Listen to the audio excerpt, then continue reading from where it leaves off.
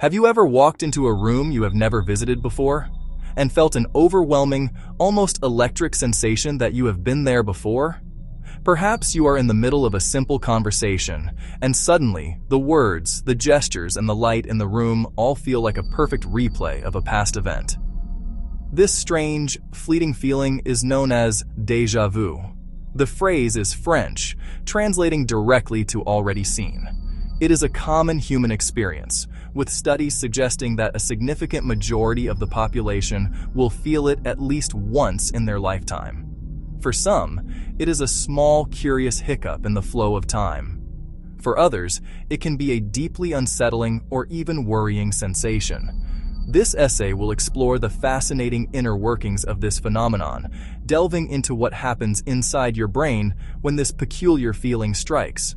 The experience itself is a paradox, a mental contradiction that our conscious mind struggles to resolve in the few seconds it lasts.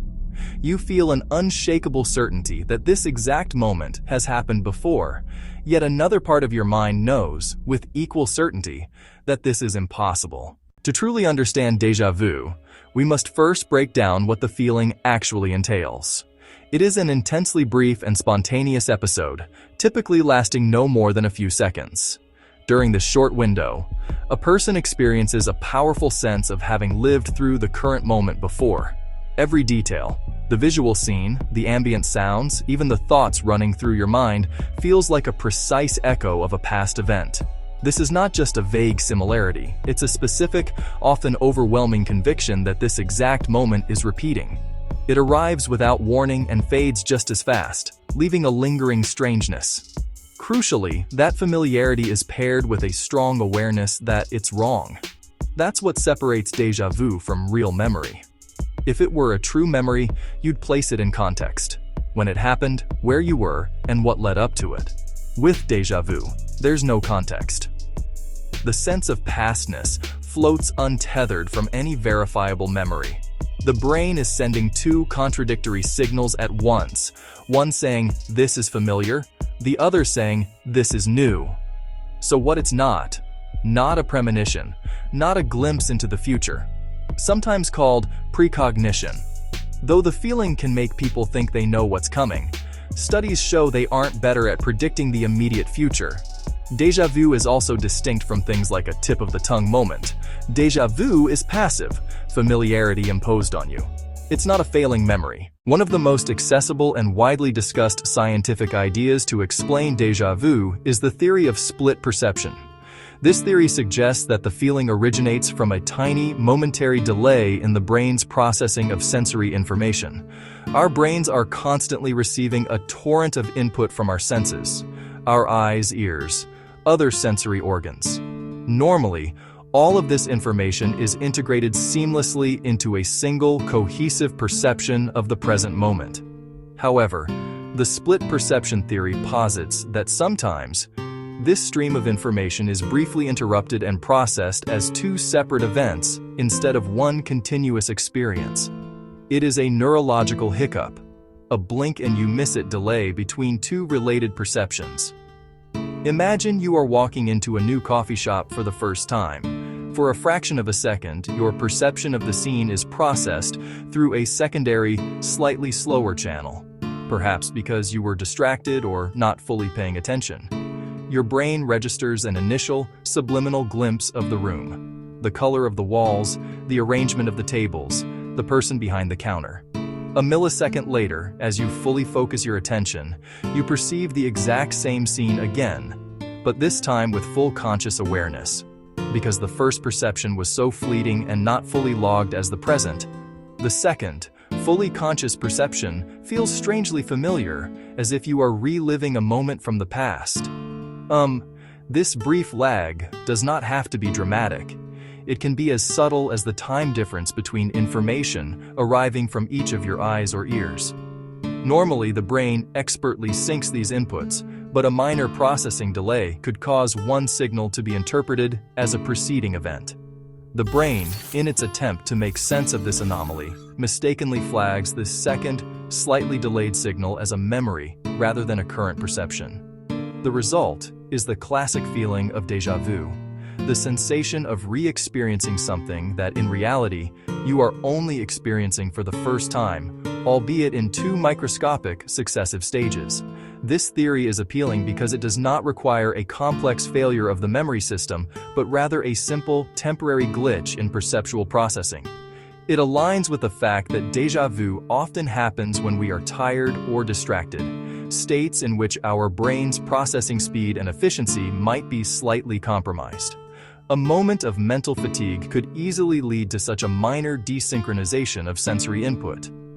The feeling is therefore not a deep mystery of consciousness, but rather a fascinating byproduct of the brain's incredibly complex task of stitching together a seamless and continuous reality from millions of disparate sensory signals every single second.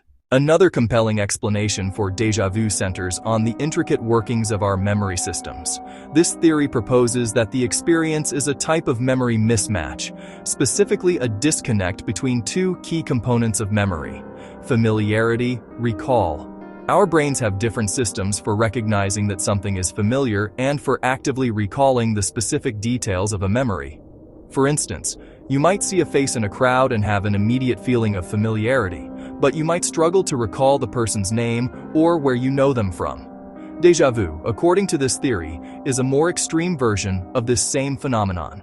In this scenario, the part of your brain responsible for generating the feeling of familiarity becomes active on its own without being triggered by a genuine memory.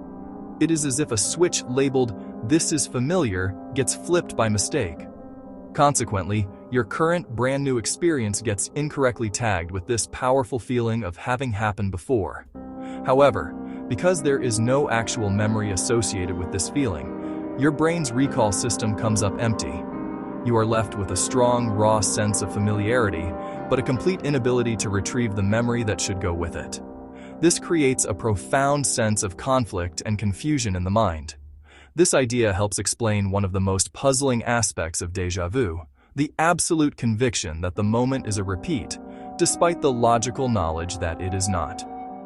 The brain circuits that generate the feeling of familiarity are ancient and powerful. When they fire, they produce a signal that is very difficult for our conscious mind to ignore or dismiss. The feeling itself feels authentic, even if the context is wrong. It is like hearing a smoke alarm without any smoke. The warning signal is loud and clear, but the evidence to support it is missing.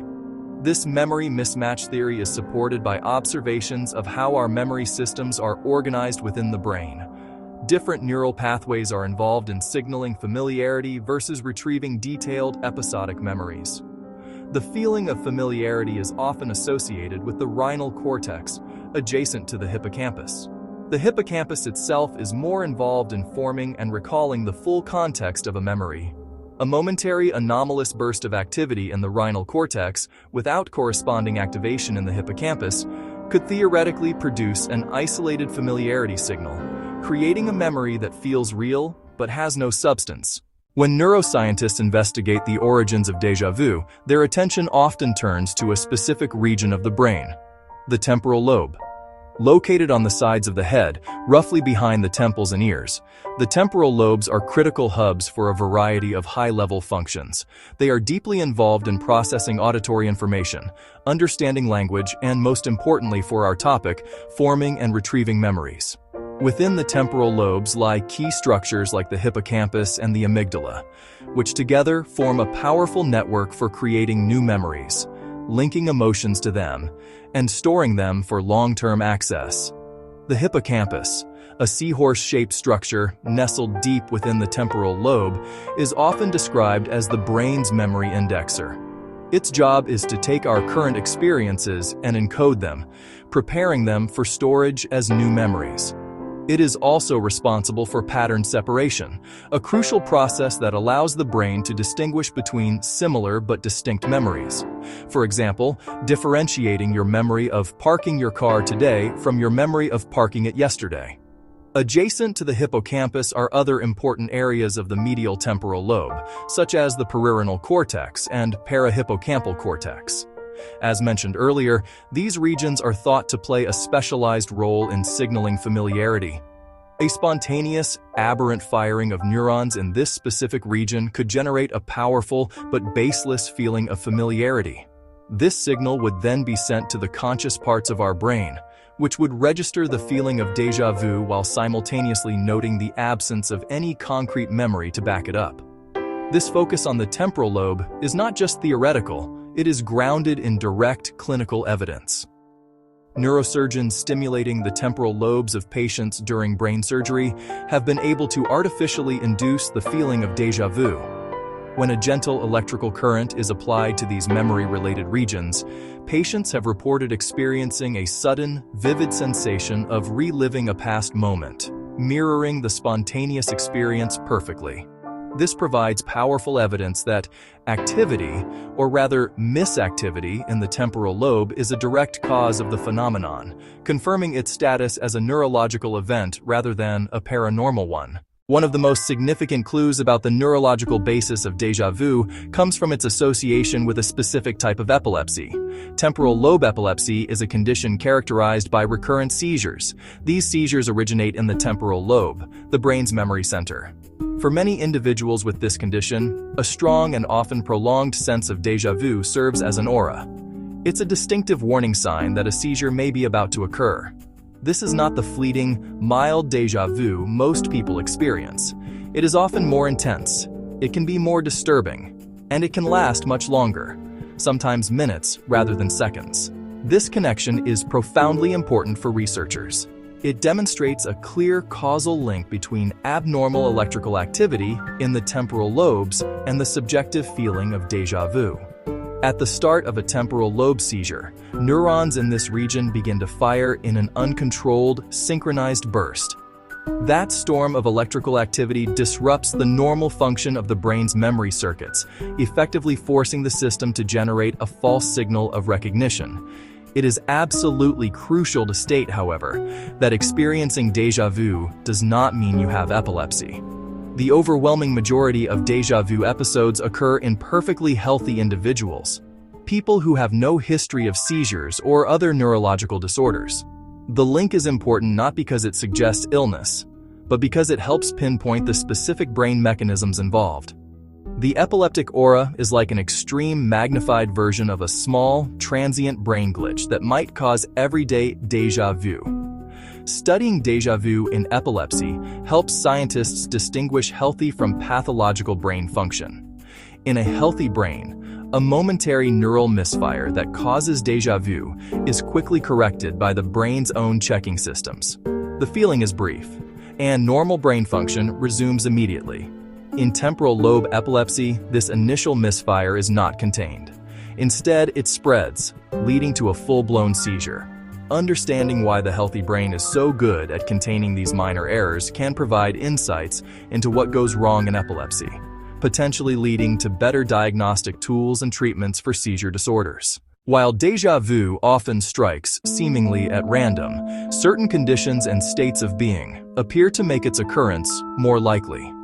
Many people report experiencing it more frequently when they are physically fatigued. Many people report experiencing it more frequently when they are mentally fatigued.